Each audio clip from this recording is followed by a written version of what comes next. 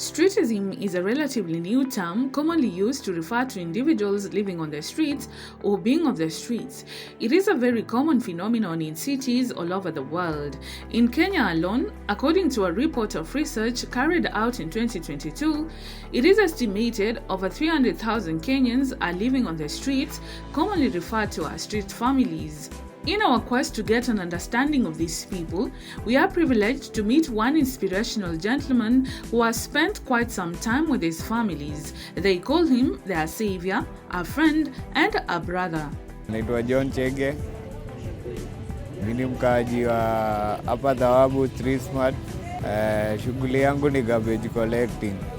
Mwiki nimejuana naye kitambo.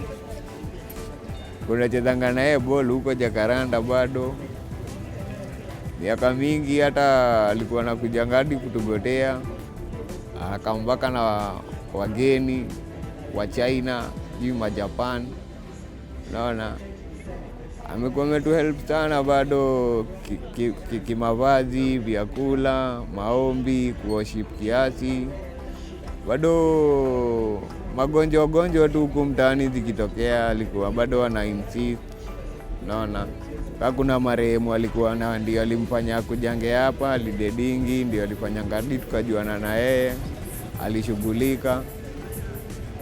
No tunamind sana venye alikuwa ameendanga cause tumemiss sana jo, tukashindwa kwani alienda akatuachanisha ama rada. But namkumbuka mengi tumefanya na yeye. So my name is Michael OUMA. I come from Siaya.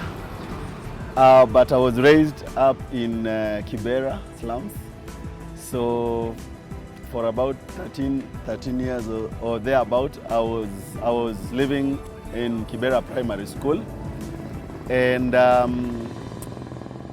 having been brought up in the slums, I always desired to one time give back to the community, because I know how the situation is, what it means sometimes to sleep hungry, what it means to go to school and not to go to school because of lack of school fees.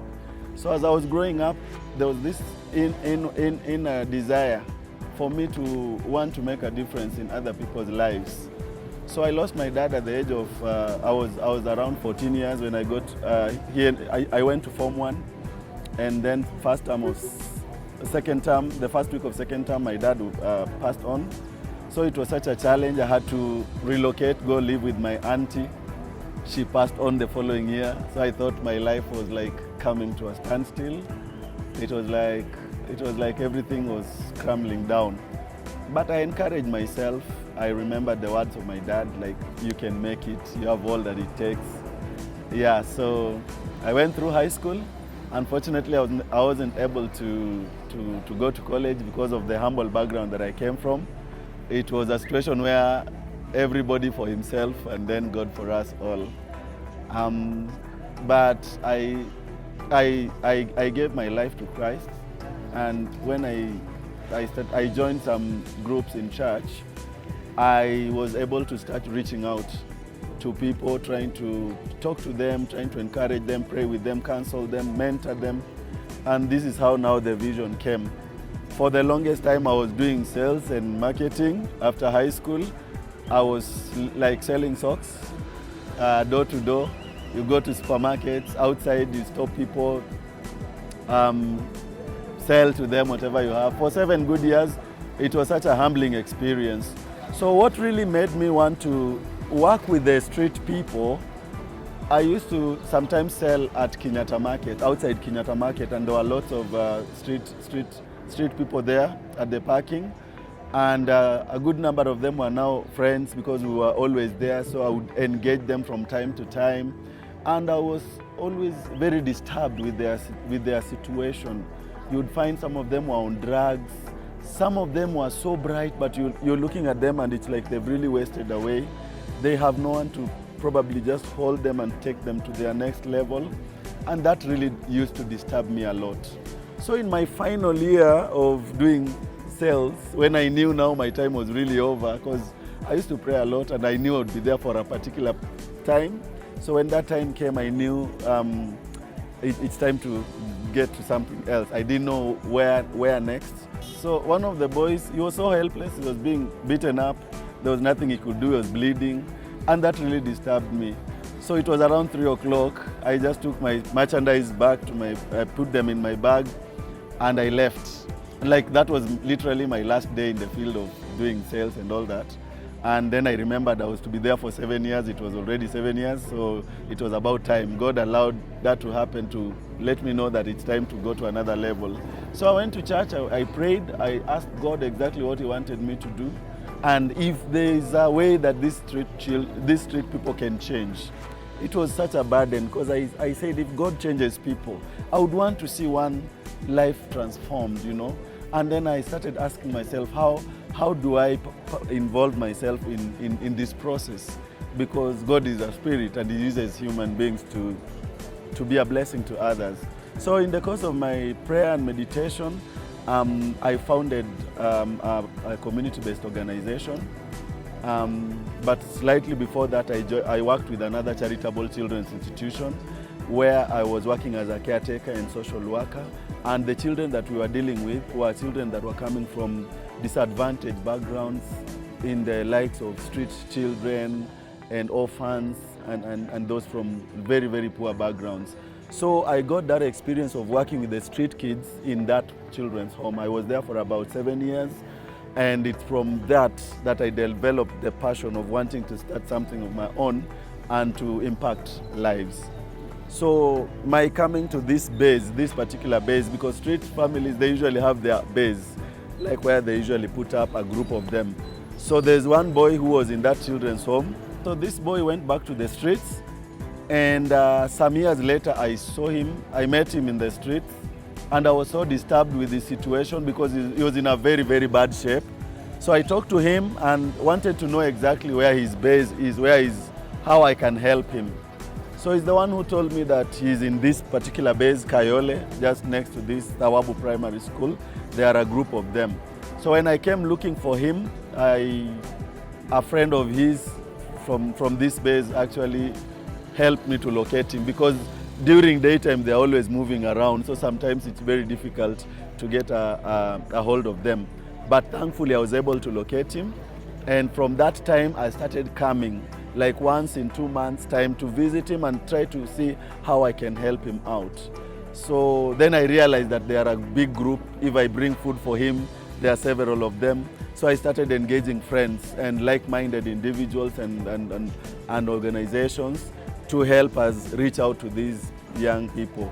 So the project that I founded is the MEEK Foundation. It's a community-based organization, and our objective is just to bring a change to the lives of these youth and children who are coming from disadvantaged backgrounds. Kwa majina mimi naitwa Samson Sila Sengo.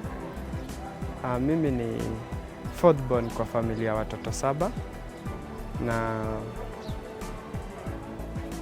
tuliachwa tukiwa wadogo, tuliachwa tukiwa orphans. 2015 wakati Mike alikuja hapa base akatupata base, na even though nilikuwa mlevi, lakini aliangalia kwa hao watu wote nani ako sober, akona ni mimi niko sober hata kama nilikuwa mlevi.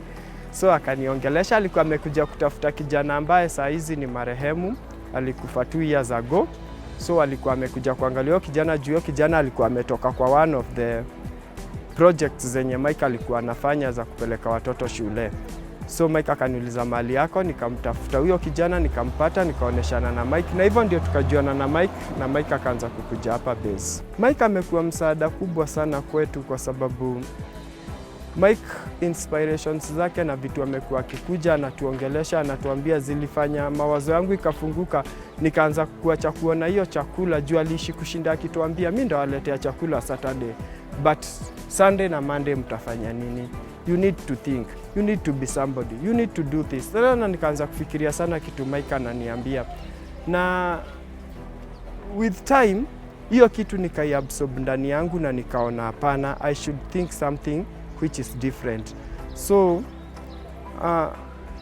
vile Mike aliendelea kukuja na marafiki wake, nikaona wengine hata mimi ni mkubwa kualiko, but ukiwaangalia they are somewhere in life, nikajiuliza mbona mimi na hawa hawana vichwa mbili, sisi wote tuko na kichwa moja moja, I can do something better. Unaona? Kwa hivyo sasa nikaanza kung'ang'ana, nikaanza kuuliza Mike, kama mtu kama mimi naweza kuwa employed, mtu kama mimi naweza pata kazi, mtu kama mimi naweza further education yangu. Mimi kwangu nilikuwa naona everything is completely haiwezekani, lakini Mike akanionyesha the possibility of it all, na from there nikaanza work towards my dream ya kukuja back to the community kuwasaidia. Honestly speaking, when Samson tells me that he was once a street child, I had a very hard time believing his words. He was too good to be true, and I seek to know more. Niliingia kwa street na niliingia pale bus station penye saizi ndio CBD. So hapo ndio tulikuwa tunafanyia kazi yetu ya street, na haikuwa rahisi kwa sababu nilikuwa na mtoto mdogo, yani ilikuwa ni kama a child-headed family juu mimi niko around 10 years, sister yangu ako 1.5 years na huyo mwingine mdogo alikuwa 2 days old. So nikang'ang'ana nao, hatukupata well wishers, watu wanaweza kuja kutushika mkono at that time, so tukang'ang'ana, tukatoka town tukakuja Dandora dump site. Kwa Dandora dump site ndio nilianza sasa kukani kama mtu ana grow, mtu mwenye anachunga family. Tukang'ang'ana na maisha ngumu and ikafika place tukatoka tena huko Dandora tukakuja kuishi Kayole nikakutana na street families wengine tukaungana nao. At that time nilikuwa natumia drugs vibaya sana juu ikikuja kufika 1998 sikuwa naweza kujiinua na sikuwa hata speech yangu ilikuwa imeharibika, sikuwa naweza kufanya anything kwa sababu already nilikuwa nimeshatumia drugs mingi sana. So kutoka hapo Mungu tu mzuri, in 2000 nikapata well wisher mwenye alinichukua akaamua kufanya venye atafanya ndio niweze kuishi maisha ya kawaida. Watoto wetu nao wadogo wakachukuliwa huko Karen na mama mwingine, akaendelea kuishi na wao. Huyu mama akanisaidia sasa, mwenye amenichukua akanisaidia, akanipeleka hospitali ya Aga Khan, nikatengenezwa, nikakaa huko Aga Khan for 3 years, lakini si ati nilikuwa mgonjwa, walikuwa wanajaribu kunitoa hizo madawa kwa mwili. So wakanitoa hizo madawa kwa mwili. Somewhere in 2003 nikaingia shule secondary, nikang'ang'ana, nikasoma tu nikiwa kwa street bado. Siku hiyo tulikuwa tunaishi Kayole Kona ndio chokora wote walikuwa wanakutania wa hapa pande ya Eastlands. So hapo ndio nilikuwa naishi. This transformation of one life had a ripple effect, an effect that will see other lives change towards a healthy living whilst changing the narrative about street families. Clearly, Mike's efforts are never in vain. He can already see their fruits.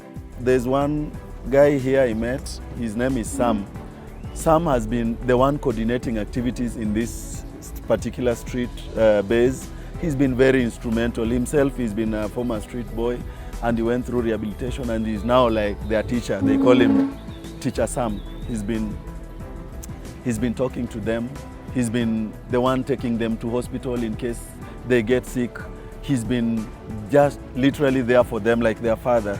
And I'm so blessed to have met Sam, because he also made our work so easy.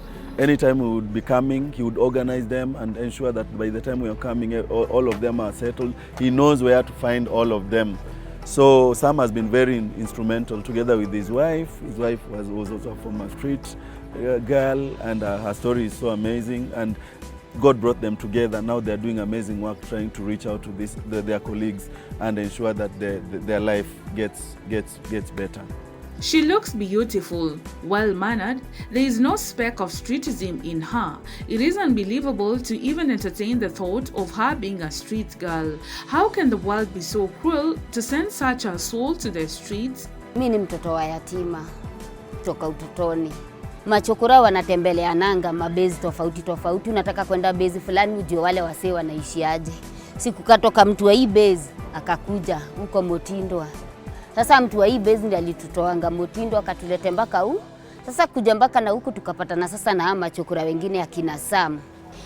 In fact kuchange kwangu ilinichukua muda karibu almost 10 years kuchange juu si rahisi. Kuachana na zile vitu mtu anatumia ikuangi rahisi juu utaona ma friends wako wengi wenye unajua ni hao watu wanatumia hizo vitu. Unaona? So ma friends wangu wengi walikuwa wenye wanatumia hizo vitu na waizi nini, yani watu si watabia poa. So nikienda huko Undugu na G-Express. Yani unakuta nimeitwa na walimu wengine wenye wanijui zaidi kando, wananiongelesha, wananiambia ninaweza badilika na kubadilika. Nawaambia hata mimi naweza penda kubadilika cause life yangu kutoka utotoni nimeishi kulia, nimeishi yani niko cracked heart. Sijaipata hiyo relationship ya love karibu na mimi. Nimekuwa tu na disappointment. Si ndio nilikujanga sasa tukiwa base tukitulia tukiwa tu na Sam. Sasa kwa hiyo harakati ya base sasa mimi toa kitambo napenda usafi juu ya kulelewa boarding school. So ni base kama hivi sasa ungeona vyombo zikiwa chafu hivi nakuja naziosha naziweka mahali pamoja na waambia waende walete masol alafu nawaambia no donation no eating. Sasa tuna donate do kila mtu yenye ako nayo naingia jikoni napika chakula smart, chakula safi, vyombo ni safi, mahali tunalala tunaishi ni pasafi. Hata wale wageni wanakaa kututembelea wanapata panaka change kiasi kwa hawa watu. So introduction inatoka kwa hawa wengine. Mama yetu huyu ndiye amefanya tukue hivi. So hapo ndio tulikujanga sasa sijui pia Sama alionanga hiyo bidii yangu ama nini. Alafu sasa wanaume ni wengi base. Sasa unashinda utapenda nani utapenda na wote wanakutaka. Sasa nikiwa tu ninawa minimize hapo na kubonga nao juu mimi ni wale watu ukibonga na mtu napenda kusoma pia ni mtu type gani. Si best tu lazima uone ni mtu type gani mnaweza saidiana ama hamwezi. So kwa hiyo harakati nikiwatoanga max mimi nilikuja nikaona huyu ndio Sam ndio mzuri sababu kuna venye naona na masomo kiasi yenye mimi sina. Akona bidii ni understanding. Hata akikula drugs aharashi mtu si mtu vita yani. So mimi nikaona yeye ndiye ananifaa. Mike has gained so much experience serving the needy in society, especially street families. He has acquired a sense of knowledge and understanding. Personally, if God did it for me because I was brought up in the slums and I know what it means to really lack, and God has elevated me to this level, I know that even the street people, their lives can transform. They are very important people before the eyes of God, and if we reach out to them, sometimes we fear them so much. We look at them as thugs, we look at them as drug addicts. We don't want to really get even anywhere closer to them because of maybe, I think I would call it stereotyping, because sometimes there's a lot of stereotype. Years before, street people were known to be very violent. If you go to town, they would ask you for money. If you don't give them, then they'll do the necessary. It used to be very ugly.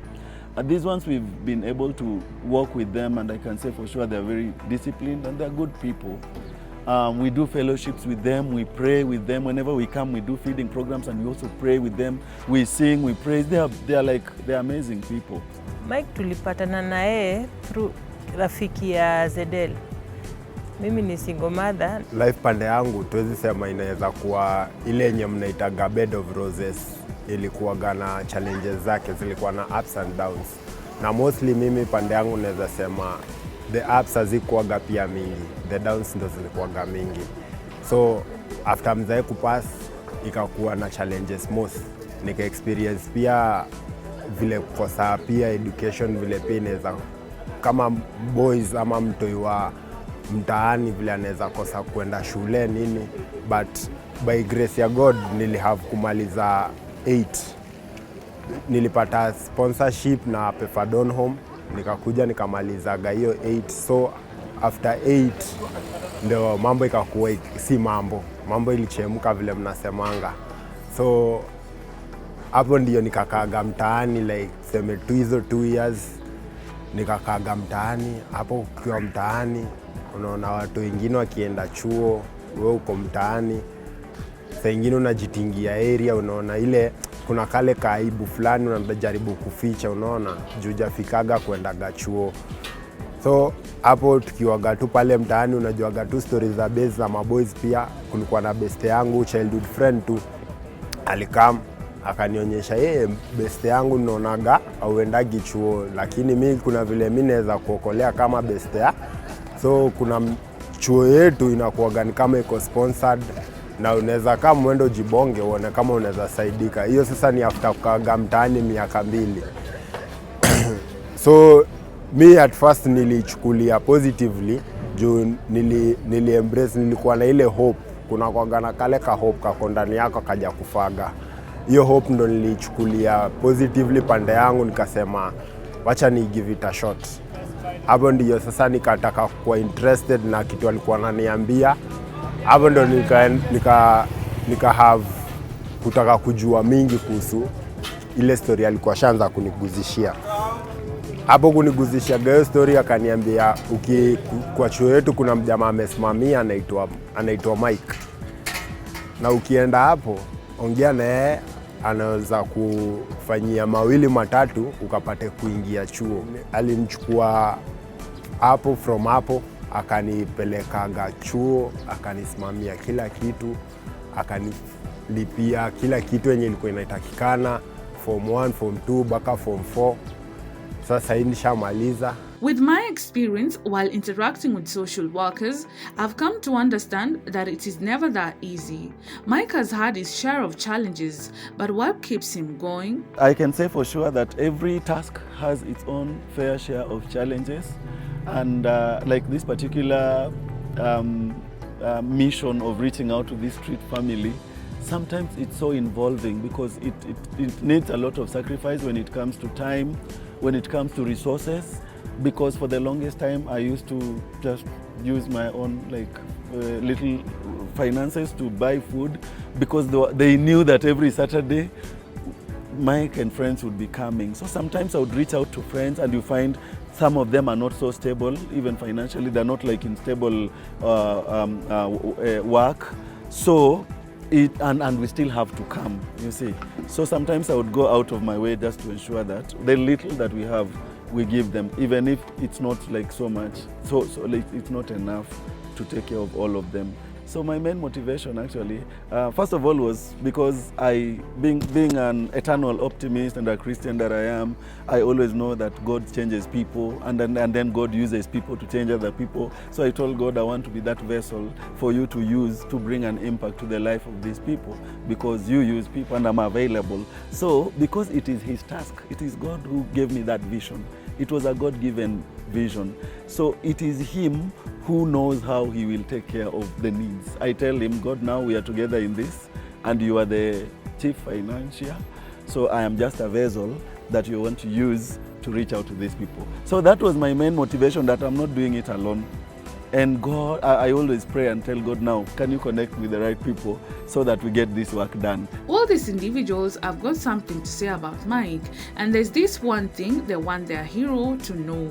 Mimi ningependa tu give thanks kwa hiyo masaidizi na kupray God tu aongeze hiyo effort tu wenyewe ikam kukam. Mimi na big up sana Mike na timu yake, kwa sababu for real for sure Mike amenilea kiroho na pia kimwili, na hata kwa familia yangu Mike ni kama logo kwetu. So ikiwa mtaweza kusupport Mike, ataweza kusupport wengi. Juu mimi haki mpaka saizi naitanga Mike bro, sijapata mwingine bado kama yeye. So mimi namuombea sana, Mungu ambariki, amfungulie milango, na hata Mungu ampeleke mbali. God abariki Mike na mfanyie mambo mingi kubwa, na mbariki mpaka na jamii yake, hata mipaka mpanulie. Yaani ile kitu yote anaweza taka hii dunia Mungu asimnyime, na akuwe na roho si ya hawa tu, akuwe na roho ya kupanulia. Watu wengi wako na mashida huku nje, awasaidie. Nashukuru Mike sana. Juu kutoka vile tulipatana na Mike 2016, life ilikuja ikabadilika. Tulikuwa tukiombanga Mungu atutumie msaidizi, na tulikuwa tunajua mali msaidizi atatoka.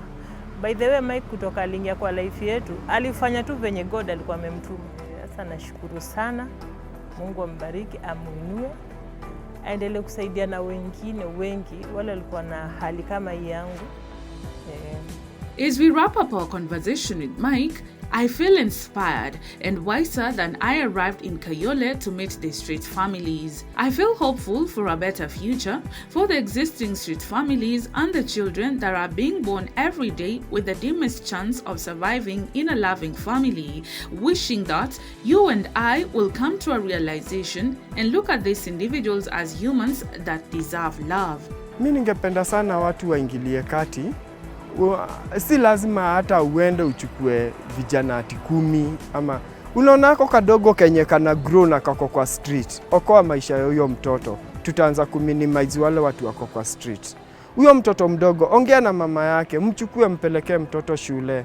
At least utakuwa umemsaidia. It is not a must. Ati ukuje unitafute mimi Sam, uniambia ati shika hii pesa usaidie mtu fulani. Hapana. Hata usiponipe hiyo pesa na usaidie mtoto mwenye ako pale nje, utembee umuone vile anateseka, umchukue umsaidie. You have helped me. For real you have helped me. So ninge urge community tu sana. Tuingilieni kati, tusaidie hawa watoto vile tunaweza. My advice to the young people out there is that whenever God gives you a vision and a dream, you should not just sit on it and wait for things to happen. A vision is a God-given dream, and it's a revelation of God's will and God's plan for your life. And there are many things that you cannot do or even know except by that divine revelation. So my advice to you is that the moment you have a desire to do something, push yourself. Push yourself. Like personally, after high school, I was not able to go to college.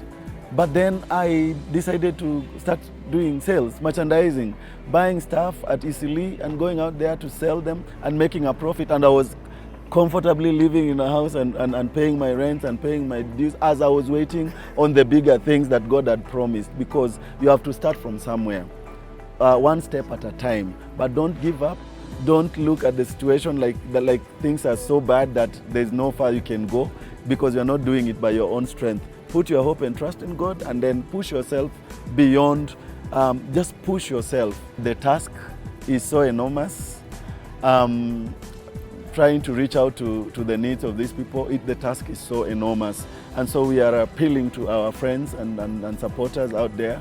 If we want to really plug into what we are doing, to reach out to these people, you can reach out to us. My number, my contact is 0712-652532. That's 0712-652532. You can also go to our Facebook page, the MEEK Foundation. You can find some of the activities that we do there on Facebook. And yeah, we are working on our website, so very soon we'll be having a website. But if you want to just reach us, you can contact me directly.